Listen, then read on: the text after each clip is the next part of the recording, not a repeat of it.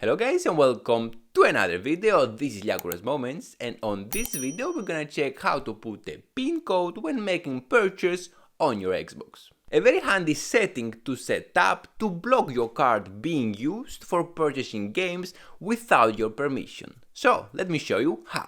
Alright, so we go to the settings, then to the account, and enter the first option that we see here, which says sign in, security and PIN. Here down we press the change my sign in and security preferences, and as you see I have selected the no barriers, and with that anyone can do all kind of changes and buy without any extra step, and that is not very safe. So let's go to custom, and here you can select when you want to be asked for a PIN. For our case, let's go here where it says ask for a PIN to make purchases. Select PIN required, and now you have to type your new 6-digit PIN.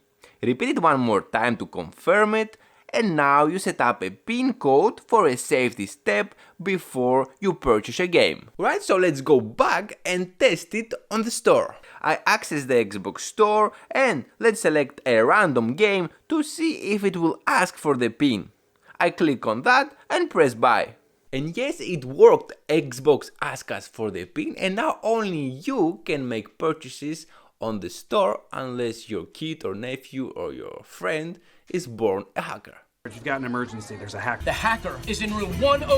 If you think they're smart enough to find that option that we put and disable it, maybe it's better for you to put a PIN for changing your setting and just locate it next to the PIN for purchase that we did before. This way it will ask you for a PIN for changing any setting, and no one can disable those options if he doesn't know the PIN. Or for extra safety you can remove all your card details from your Xbox, and we're gonna talk about it on the next video. When it's gonna be ready, you're gonna find it right here. I hope you enjoyed the video. If you did, like and subscribe for more content like this, and I'm gonna see you on the next one.